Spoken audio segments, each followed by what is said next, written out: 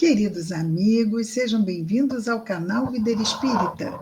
Meu nome é Cristina Brito e este é o programa Projeto 15 Minutos, o Céu e o Inferno, e aqui, diariamente, à exceção dos sábados, nós estudamos por mais ou menos 15 minutos o quarto livro da Codificação Espírita, realizada por Allan Kardec, O Céu e o Inferno. Atualmente estamos na segunda e última parte desta obra que trata dos exemplos, no capítulo 8, que é o último capítulo, quando Kardec nos traz casos sobre expiações terrestres. Hoje vamos fazer a terceira e última parte do caso de Charles de Saint-G. Aqui, 3 pontinhos, porque o G é só a inicial do último nome, vírgula, idiota. Aqui nós já vimos que trata-se de uma limitação cognitiva, ok? E também no caso deste jovem, que tinha 13 anos, e foi evocado em vida, ok? Então, ele se desdobrou do corpo, no sono físico, e foi dar a sua comunicação. E diz que se sentia preso, claro, estava, não é? Ali naquele corpo. Que, por necessidades reencarnatórias, necessitou ser assim. Uma expiação para ele. Então, vejamos que aqui vamos terminar o capítulo com um comentário de Allan Kardec. Vejamos, então, este comentário sobre o caso desse jovem.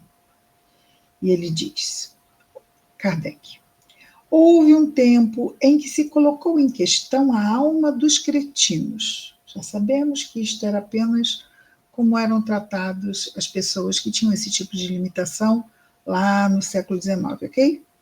E como dizem os espíritos, nome é sempre secundário. Vamos nos ater à questão em si. Só que Kardec diz que houve um tempo onde se perguntavam se as pessoas com essa deficiência cognitiva intelectual, essa limitação, se pertenciam verdadeiramente à espécie humana. Vejam só, quanta ignorância. A maneira pela qual o Espiritismo faz considerar, quer dizer, faz com que consideremos esses irmãos encarnados, não é de uma alta moralidade e de um grande ensinamento. Então, da forma como o Espiritismo traz essa explicação, como vimos no caso desse espírito, não é, então, uma alta moralidade e um grande ensinamento, sem dúvida põe por terra todas aquelas ideias absurdas. Imagina que uma pessoa assim não seria um ser humano. Absurdo. Mas é ignorância, não é? E ele continua. Não tem mais matéria para reflexões sérias em pensando que esses corpos desfavorecidos encerram almas que talvez brilharam no mundo e que são tão lúcidas e tão pensantes como as nossas, sob o espesso envoltório que lhes abafa as manifestações, e que pode um dia ocorrer o mesmo conosco, se abusarmos das nossas faculdades que a providência nos distribuiu.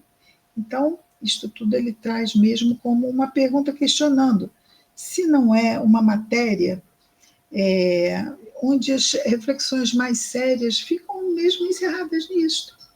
É uma necessidade reencarnatória, eles estão passando por isso, mas são mentes muitas vezes brilhantes e que nós, se abusarmos das nossas faculdades, um dia também poderemos vir assim, com esse tipo de limitação, que seria para nós, como é aqui nesse caso, uma difícil e dolorosa expiação. Não é? Mas geralmente as expiações são mesmo dolorosas. Temos visto aqui os casos, não é? E Allan Kardec continua dizendo-nos,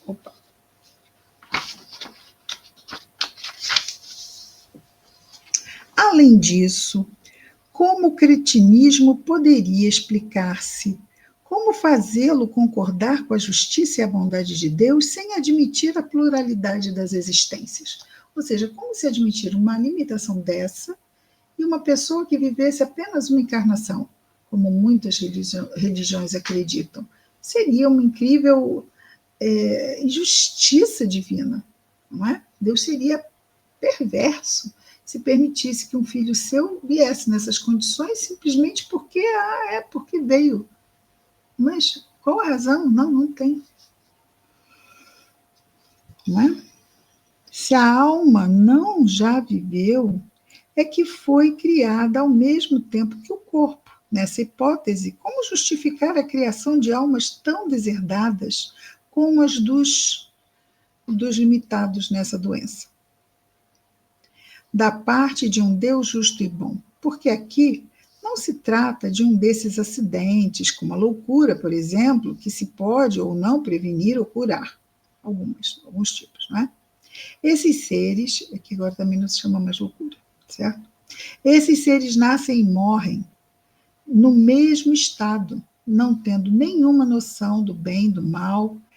Qual é a sua... sim, perdão, é uma pergunta, vou refazer.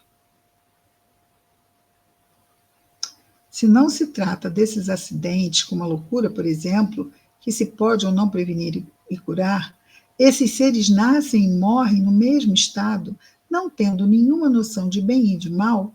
Qual é a sua sorte na eternidade? Serão felizes como os homens inteligentes e trabalhadores? Mas por que esse favor, uma vez que nada fizeram de bem? Estarão no que se chama de limbos, quer dizer, num estado misto, que não é nem da felicidade nem da infelicidade?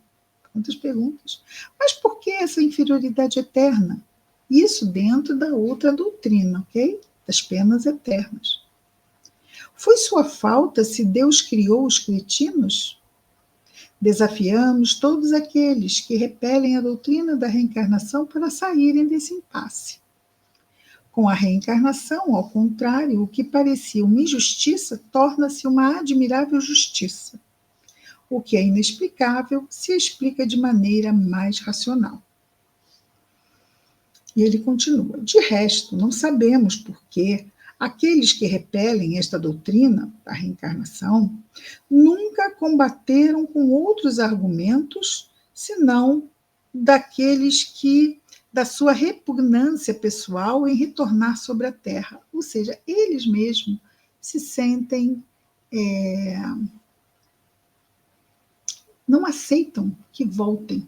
Por quê? Porque muitas vezes estão muito bem postos na vida e sabem que se voltarem, vão voltar para assumir as consequências, às vezes, de suas más escolhas, de seus crimes, que se vieram ricos podem vir pobres, e isso, se vieram nobres podem vir do povo, e isto não agrada, o orgulho fica ferido. A isto se lhes responde: para ali vos reenviar, Deus não pede a vossa permissão. Não mais do que o juiz não consulta o gosto do condenado para enviá-lo à prisão. Eu vou enviá-lo à prisão, você concorda? Não tem isso. Da mesma forma, Deus não nos pergunta se queremos reencarnar ou não. Cada um tem a possibilidade de a ela não retornar, ou seja, de sair da roda compulsória das reencarnações, mas isto só deixamos de ser espíritos errantes, e nos diz lá o Livro dos Espíritos, quando fala da escala espírita, não é? Ou melhor, espíritos errantes acho que vem antes, quando nos tornamos espíritos perfeitos. Até como espíritos bons ainda temos que reencarnar. Sendo assim, vamos nos aprimorar bastante, como ele diz aqui, não é? Ele não se aprofunda na questão. Então, cada um tem a possibilidade de não reencarnar mais, se melhorar bastante para merecer passar a uma esfera elevada. Mas, nessas esferas felizes, o egoísmo e o orgulho não são admitidos. Portanto, se despojando dessas enfermidades morais que é necessário trabalhar, se quer subir de grau.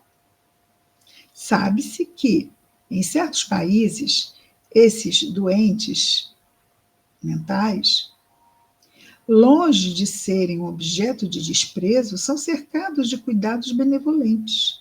Esse sentimento não tenderia a uma intuição do verdadeiro estado deles, infortunados, tanto mais dignos de considerações quanto seu espírito, que compreende a sua situação, deve sofrer por se ver o resto da sociedade? Então, não seria mesmo o nosso papel cristão de acolher esses irmãos e dar-lhes qualidade de vida, independente do que eles tenham, das suas limitações, não é? Isso é que é a verdadeira caridade, o amor em ação, não é? E ele continua. Ali se considera como um favor, em certos países, ele não diz quais. Ali se considera como um favor e uma bênção ter um desses seres numa família. Isso é superstição? É possível, porque entre os ignorantes a superstição se mistura às ideias mais santas, das quais não se dão conta. Em todos os casos, para os pais, é uma ocasião de exercer uma caridade tanto mais meritória quanto são geralmente pobres, e é para eles uma carga sem compensação material. Há mais mérito em cercar de cuidados afetuosos uma criança desfavorecida que aquela cujas qualidades oferecem uma compensação. Ora, a caridade do coração, sendo uma das virtudes mais agradáveis a Deus, atrai sempre a sua bênção sobre aqueles que a praticam. Esse sentimento inato naquelas pessoas equivale a esta prece: obrigado, meu Deus, por nos dar como prova um ser fraco para sustentar e um aflito para consolar. É isso. Deus está agindo em nossas vidas, nos mandando as provas, mesmo que em forma de pessoas, para nós, para vivermos essas provas, cuidarmos dessas pessoas da melhor forma possível. E fica aqui esta lição, então, deste jovem que ainda em vida veio dar seu testemunho aqui, Charles de Saint-Get. Amanhã continuamos aqui no nosso projeto 15 Minutos, o Céu e o Inferno. Até lá, muita paz a todos.